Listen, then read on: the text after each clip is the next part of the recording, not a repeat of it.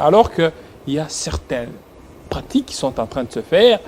J'ai suivi des vidéos très effrayantes. Je me dis, ah bon, il y a des gens, des pasteurs ici à Kinshasa qui se font baptiser dans des cabales juives pour devenir des grands prophètes. C'est vraiment très écœurant. Roger Baka. Merci beaucoup, David. Ce que tu es en train d'aborder, ce sont les conséquences de la déviation de la foi chrétienne. Et ce sont des gens qui descendent de sectes qu'on appelle des sectes gnostiques. La gnose. C'est-à-dire que c'est un mot anglais qui veut tout simplement dire la connaissance. Et les sectes gnostiques trouvent leur origine dans ce que nous appelons les grands mouvements philosophiques qui ont infiltré les religions ou les églises, comme tu le dis.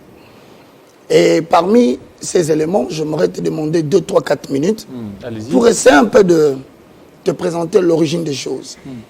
Comme je le dis la fois passée, les grandes religions existent. Et parmi les grandes religions, nous avons d'abord défini la religion la dernière fois comme un ensemble déterminé de dogmes et de pratiques qui lie ou qui met en rapport l'être humain face à ce qu'il considère comme sacré. Dans ce cadre, nous avons épinglé, premièrement, des religions qui donnent comme affirmation l'existence d'un seul Dieu, dans lesquelles vous verrez plusieurs religions, dont 2 ou 3 qui se ressemblent. Vous avez l'islam, vous avez le christianisme, le judaïsme aussi. Mais malheureusement, il y a aussi des religions, par rapport à ta question des prophètes qui prophétisent. Ce sont des pratiques et des dogmes qu'ils respectent dans leur religion. On suppose que ces gens sont du christianisme. Pourquoi? Parce que lorsque vous allez dans le livre d'Éphésiens 4:11, le christianisme dit que Jésus-Christ lui-même, le fondateur du christianisme, non pas descendant d'Abraham. Faites attention. Jésus-Christ, dans le christianisme, il est descendant de la génération davidique. Il ne se présente pas comme un prophète dans tous les autres cas. Il est lui-même Dieu fait chair en accord avec Jean 1:1. Mais maintenant, dans le livre d'Éphésiens 4:11, on nous dit qu'il a fait aux uns comme apôtres, aux autres comme prophètes, aux autres comme évangélistes, aux autres comme docteurs et pasteurs, pour une mission bien précise. Le perfectionnement de saints, l'édification du corps de Christ, et pour permettre à chacun d'atteindre son ministère. Maintenant, le phénomène dont vous parlez de l'occultisme, l'apôtre Paul évoque déjà cela dans le livre de Éphésiens, au chapitre 5, déjà vers le verset 10, il dit, par rapport à ta question, examinez ce qui est agréable au Seigneur. Maintenant, dans le verset 11, il dit, et ne prenez point part aux œuvres stériles du monde des ténèbres, plutôt condamnez-le. Pourquoi il demande que nous puissions le condamner avec toi, par exemple, sur ce plateau? Parce que le verset 12 donne la réponse de l'occultisme. Car il est honteux si on vous dit ce que ces gens font en secret. Voilà le mot occulte. Le mot occulte veut dire, il y a des pratiques que nous voyons sur le plan public. Mais en cachette, les techniques d'initiation que ces gens font pour apparaître en public, si on vous le dit, c'est tellement honteux qu'on ne saura pas les rencontrer. Voilà la raison pour laquelle, ici nous parlons de l'Église en accord avec Matthieu 16, déjà vers le verset 16, 17 et 18. C'est la première fois que l'on mentionne le mot Église là. On dit, tu es Pierre. Moi je t'appelle Roc. Sur toi je bâtirai mon Église. Ça dit que l'Église, c'est l'ensemble des hommes et de femmes qui acceptent d'abandonner leur vie passée pour accepter les enseignements, les pratiques enseignées par les livres synoptiques qui nous relatent les œuvres terrestres de notre fondateur, à savoir Matthieu, Marc, Luc et Jean. Mais ce que tu dénonces là, ce sont des pratiques qui viennent de mouvements philosophiques que nous appelons autrement les Illuminati. Dans l'Église. Exactement. Est-ce que le kabbalistique, là, c'est toujours dans les Illuminati. Le mouvement kabbalistique descend du mouvement qu'on appelle le judaïsme. Oui. Le judaïsme a pour père fondateur Abraham. Malheureusement. Parce qu'eux, ils disent l'aspect mystique du judaïsme. Justement. Et il y a d'autres choses qui n'ont pas été enseignées par Jésus et par d'autres, mais eux, connaissant cette réalité, voilà pourquoi. Et qu'ils peuvent faire appel aux anges et ils peuvent facilement commencer à vous donner des détails. Voici les choses que tu énonces. C'est-à-dire qu'il y a un certain nombre d'enseignements. C'est pourquoi je te dis que le christianisme a ses fondements. Oui. Dans le christianisme, David Kilolo, voici le premier fondement. La découverte de ce que l'on est par rapport à Dieu. Qui es-tu par rapport à Dieu? Je suis un esprit, ayant une âme, mais qui habite dans un corps. Deuxième fondement du christianisme, la découverte de ce que l'on a. La pensée exacte dans le deuxième fondement, c'est d'aider chaque chrétien à connaître le but pour lequel il est entré dans le temps.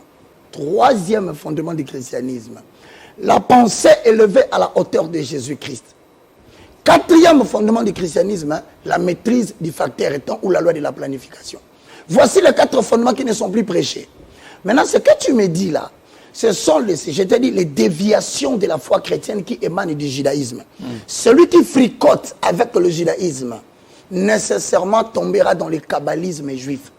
Le kabbalisme juif fait route commune avec les mouvements philosophiques de la franc-maçonnerie, dans la branche église dite de Réveil. Là-dedans, vous avez des cours comme l'angéologie, l'apparition des anges. Vous savez qu'il y a des anges déchus. Si vous lisez Apocalypse chapitre 9, le verset 11, 12, 13, je vais paraphraser. Il dit, à l'ouverture de la 6e trompette, délier les 4 anges qui bloquent la rivière Euphrate. L'ancienne Mésopotamie, aujourd'hui Irak. C'est pour te dire quoi? Les enseignements de l'angéologie ne font pas partie des enseignements du christianisme. Nous avons encore autre chose, c'est ce que tu viens de le dire. Le voyage astral. Et dans le mouvement kabbalistique, il y a des voyages astrales. Il y a le voyage astral, il y a l'angéologie, il y a la démonologie. Toujours dans le mouvement kabbalistique. Justement. Maintenant, ce que tu abordes là... Mais c'est donc, ils font des délivrances. Il y a un ange qu'on appelle déchu Samaël. Samaël. Voilà. Cet ange déchu s'appelle l'ange de la clairvoyance. C'est-à-dire, il donne capacité et habileté à quiconque l'active d'avoir une certaine précision dans les prédictions prophétiques. Samaël. Samaël. Et vous en connaissez comment? Vous avez pratiqué ça? Tu sais, le vrai problème qu'on a en RDC, c'est que les gens ont estimé que le pasteur, c'était le homme le plus abruti de la capitale. Et cette considération a détruit la personnalité de l'Église jusqu'à faire manquer à l'Église une certaine considération politique. Vous me demandez pourquoi je le sais. La réponse est simple. Un prédicateur de l'évangile est appelé en allemand Forscher, en français chercheur. C'est une personne qui mène des investigations sur la profondeur des Écritures, ce qui le renvoie nécessairement à faire des lectures pour pouvoir découvrir la vérité, la protéger et la transmettre à d'autres générations. Vous savez qu'il y a un certain monsieur qui s'appelle Adam Weishaupt. C'est un grand prêtre jésuite. L'infiltration du catholicisme a commencé là. Comprenez que c'est dans le catholicisme qu'il y a eu le mouvement du protestantisme, avec des gens calvins. Maintenant, après le protestantisme, est né maintenant l'orthodoxie dont nous parlons aujourd'hui, le christianisme et autres. Mais regarde bien, le phénomène que tu es en train de pingler, mon frère, je te dis, je ne sais pas d'où est venue cette idée, mais tu es en train de toucher les réels problèmes de l'église des réveils au Congo. Oui, parce que j'ai reçu une vidéo. Dans cette vidéo, il y a certains visages ici, dans la capitale. Bien sûr. Donc, qu'on est en train de beaucoup plus baptiser. Hein? On les baptise pour vraiment des prophéties avec précision. Donc, lorsqu'ils sont en train de prophétiser, Roger Baka, ton père s'appelle, ta maman s'appelle. À ce moment ici. Ça, ce n'est pas la prophétie, David. Et c'est quoi ça? C'est la clairvoyance. Oui, la clairvoyance. La prophétie veut dire tout simplement ceci. Il vous donne des noms. Non, ça, c'est pas la prophétie. Betty, c'est qui? Eric, c'est qui? Voilà. Et tout ça, c'est qui? Tu as connu telle chose à 14 heures. Hein, tu as connu À 15 ans, tu avais tel problème. Oui. Non, ça, ça s'appelle la Et curieusement, cette cérémonie, ça se faisait avec des bougies, avec des histoires un peu rougeâtres. Tu me donnes 2 minutes pour éclaircir. Oui, allez-y, c'est ça notre sujet. Le 1er mai, l'humanité va connaître un grand phénomène. 1er mai. 1776. Un grand prêtre jésuite, très plongé dans le droit canonique, mais aussi plongé dans l'occultisme. Il va unifier toutes les magies du monde pour créer une seule magie. Quel est le but qu'il poursuit? La domination totale du peuple. Alors, pour atteindre ces objectifs, monsieur va inventer un groupe, un mouvement philosophique qui va infiltrer toutes les grandes religions. Ce mouvement s'appelle le mouvement philosophique de la franc-maçonnerie. Au sein de la franc-maçonnerie, il appelle cette confrérie la confrérie des illuminés. Mais Adam Weishaupt, en privé, va dire aux gens, le mot illuminé est tiré du mot Lucifer, ange de lumière. C'est le premier mot qui circule dans la bouche de tous les faux prédicateurs qui sont dans le judaïsme, dans le kabbalisme. Vous les entendrez toujours parler de lumière. Ils vont jusqu'à vous dire que l'homme a été fabriqué par la matière lumière. Et si tu vas, on n'a pas honte de le dire aujourd'hui, ce sont des religions qui sont partout. Vous allez sur l'avenue de la Science, vous trouvez le Maïkari, vous allez à Yolo, vous trouvez les Cancars, vous aurez le message des Graal. Donc, il y a des mouvements philosophiques, parce qu'on a dit que l'État congolais était laïque, qui aujourd'hui ont infiltré même les églises de Reveil. Malheureusement, écoute-moi, monsieur Weishaupt va établir un logo.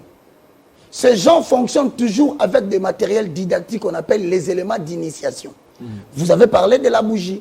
Très chers amis, vous devez reconnaître une chose. La bougie n'a pas de place dans le christianisme. La bougie, c'est la première unité du langage franc-maçonnique. Quand vous voyez une bougie à plusieurs couleurs, rouge, bleu, noir, tout ça, ça symbolise quelque chose et a une importance capitale dans l'initiation de la personne qui est devant vous. À part la bougie, prenez le billet de $1, nul n'a besoin de le cacher.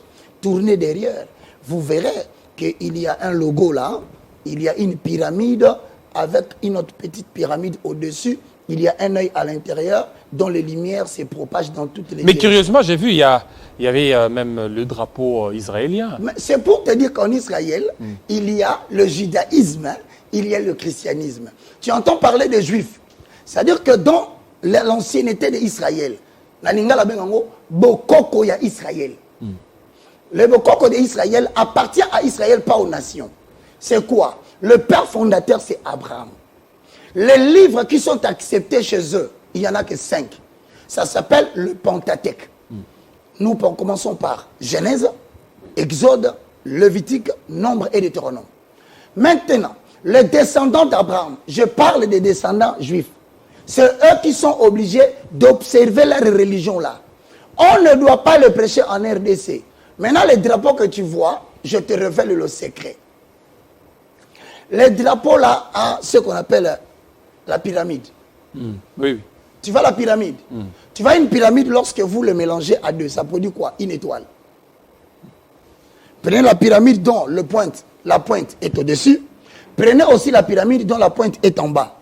Mélangez-le, ça vous produit une étoile.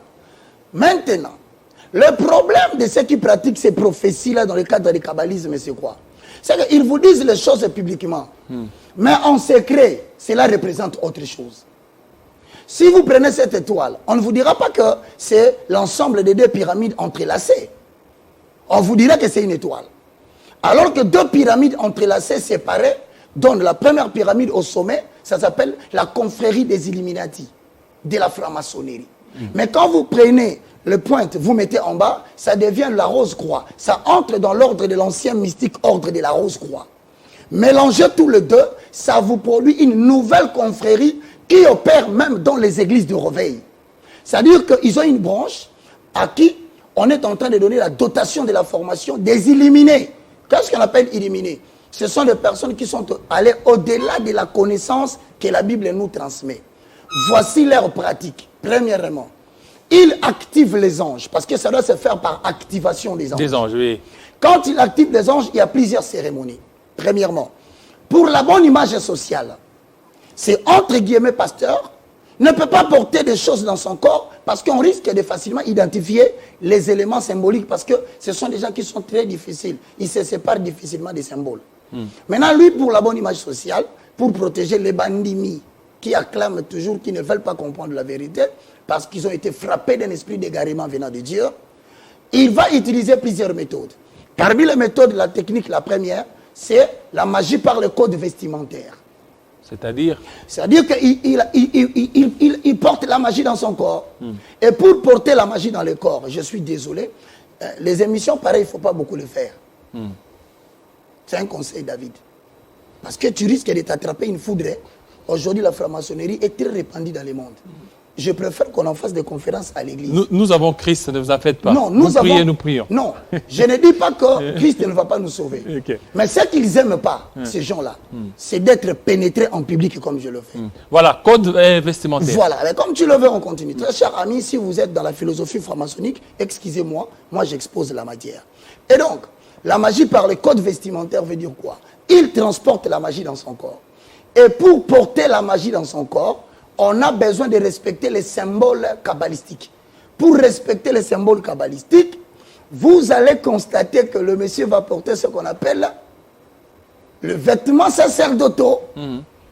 Or, le vêtement sacerdotal est lié au sacerdoce lévitique ou sacerdoce d'Aaron.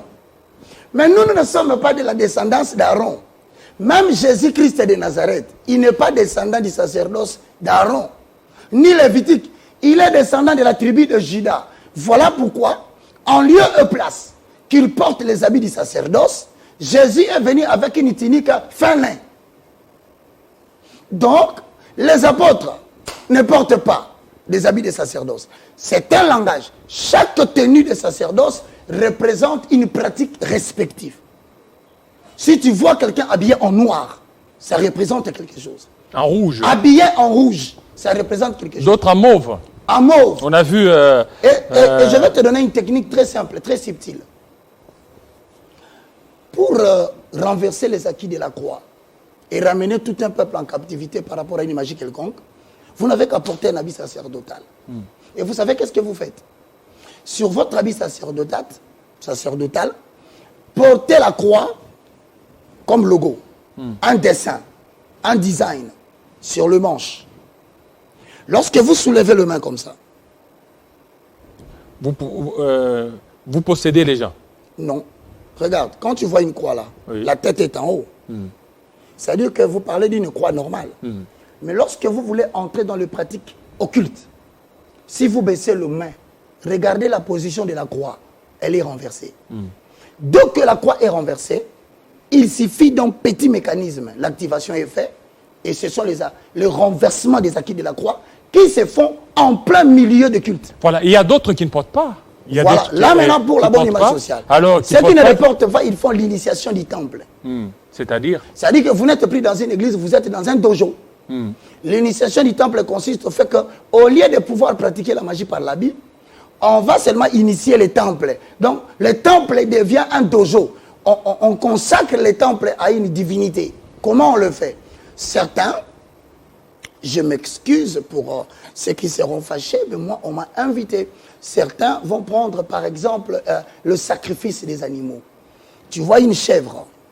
On peut prendre une chèvre en plein milieu de minuit. C'est-à-dire, à l'heure où tout le monde dort, les œuvres des ténèbres commencent. On va faire une pratique initiatique. On va tuer la bête. Mais la bête qui sera tuée sera décapitée par le responsable, entre guillemets, titulaire de l'église. Il viendra à minuit, tu vois à l'entrée de l'église là. On peut même enterrer la bête là. Deuxième technique, si on n'enterre pas la bête, on peut utiliser un animal pourri dans un quartier qui dégage une sale odeur, nauséabonde même. Maintenant, le nombre de moustiques et de mouches qui affluent. C'est même des bandimi. Voilà les gens qu'il va attirer. Vous verrez quelqu'un venir dans une église. Il est assis dehors, à plus de 100 mètres du prédicateur. Il n'écoute rien. C'est seulement lorsqu'on dit Amen, Amen. Il est respectueux de cette place-là. Vous lui posez la question, mettons-nous d'accord, frère. Tu étais parti pour écouter la parole. Mais tu ne vois même pas le prédicateur. Tu l'entends même pas. Ça s'appelle le carpet. Carpet. Vous êtes devenus des carpettes. Vos esprits sont soumis. C'est toujours dans le monde kabbalistique. Le domaine le plus frappant aujourd'hui, c'est ce que tu parles, la clairvoyance. Cela consiste en quoi? Cela consiste à activer l'ange Samaël qui donne une certaine intelligence au-delà de la normale à celui qui se tient devant les gens pour faire des prédictions exactes. C'est pas ça la prophétie. La prophétie, il y en a deux. Parce que j'aimerais bien qu'un jour, qu'on se mette là, qu'on fasse la différence entre les prédictions kabbalistiques qu'on appelle l'exercice kabbalistique de la clairvoyance et le prophétisme en Israël. Israël a le premier prophétisme dans le cadre de l'ancienne alliance. Même cette pratique-là n'existait pas. Rappelle-toi, lorsqu'il descendait aux enfers politiques, parce que vous venez de parler de la politique, lorsqu'il était à la descente des enfers politiques, Saül constata qu'il est en train de partir et que sa notoriété baisse. Qu'est-ce qu'il fait? Il va rentrer dans une pratique judaïste. Il demande qu'on l'amène une femme qui fait la consultation des morts. Or, c'est une pratique interdite. C'est dans le livre de 1 Samuel. Quand il voit la femme, il lui dit, invoque-moi l'esprit de Samuel. Saül le fait pourquoi? Parce qu'il sait qu'il y a quelques pratiques dogmes qui peuvent vous lier aux morts. Ça se fait ici dans des cultes. Vous verrez un prédicateur prendre un micro, tendre à une personne qui supposerait être en transe. Cette personne qui est en transe sera utilisée comme un médium, c'est-à-dire une personne intermédiaire entre les vivants et les morts. Si ce n'est pas lui qui prophétise selon ses pratiques, c'est la personne qui raconte les phénomènes que personne ne connaît jusque-là. Et pour jouer le tour, il faut dire qui es-tu, qu'as-tu fait dans ce corps. Alors que la personne qui parle, ce n'est pas la dame, elle est simplement hypnotisée. C'est le transit des esprits des morts qui utilisent la femme pour dire des choses à l'église. Mais c'est la délivrance, non? Et nous, on l'a fait, personnellement je l'ai fait, c'est-à-dire que vous priez et puis l'esprit commence à se manifester. Tu sais pourquoi? Tu sais pourquoi je te comprends? Parce que c'est une pratique que tu as trouvée. Oui. Je te dis que la religion, c'est l'ensemble des pratiques et des dogmes qui mettent en relation l'être humain et le sacré. La délivrance dérive du verbe délivrer. Délivrer signifie libérer quelqu'un d'une puissance qui est beaucoup plus forte que lui. Vous parlez de pratiques de délivrance, moi je te parle de la délivrance. Jésus-Christ n'est pas venu sauver l'homme des démons. Non. La seule puissance qui a maîtrisé l'humanité jusqu'à nos jours, jusqu'à ce que Jésus fasse sa descente terrestre, c'est le péché. Et la Bible dit le salaire du péché, c'est la mort. Voilà pourquoi Christ a vaincu le péché. Aujourd'hui, si vous devez délivrer les gens, prêchez-leur la bonne nouvelle en accord avec Jérémie 23, 20 à 23. Dites-leur de se repentir de la méchanceté de leurs mauvaises actions. Amen. Prêchez l'évangile de la repentance. Ok, merci. Les démons n'ont accès dans la vie des gens que lorsque ces derniers ouvrent une large porte à la vie du péché et de l'iniquité. Merci. Donc, je te dis merci pour cette initiative que je trouve risquée. Non, c'est très important. C'est très important. Nous aurons le temps de pouvoir en parler. Je t'en remercie. Donc, nous aurons le temps. Je te dis aujourd'hui, si quelqu'un est à la rencontre d'une personne qui te dit, même s'il le pratique dans le culte, moi, le moindre de tous, le galérien, le plus petit de tous les hommes de Dieu de la République démocratique du Congo, je vous informe, appelez la police. Si vous avez le moyen de l'arrêter, arrêtez-le parce qu'il vient d'exercer la magie dans votre maison. Pati Ambroise Azana n'est pas naïf. Nazomona Mutumoko, Nazomona Roger Baka. Roger Baka. Donc, Amen, Amen. Pati Ambroise, alati safari moko ya chocolat, ya boé, et tout ça, alati pe lunettes à noir. C'est qui? Il est qui par rapport à toi? Appelle ça dorénavant clairvoyance. Merci beaucoup. Nous allons parler cette fois-ci du social pour terminer. Hein. On va terminer en beauté avec notre invité pour parler du social pour cette grande activité qui est organisée. C'est tout de suite. Merci beaucoup, pasteur Roger Baka. Moi, j'aime quand tu m'appelles, je suis toujours flatté. Voilà, merci. Par ton sens d'analyse. Voilà, merci beaucoup. Donc, nous aurons le temps de dénoncer certaines Je pratiques. crois que je suis disposé. Voilà, merci. Tout de suite.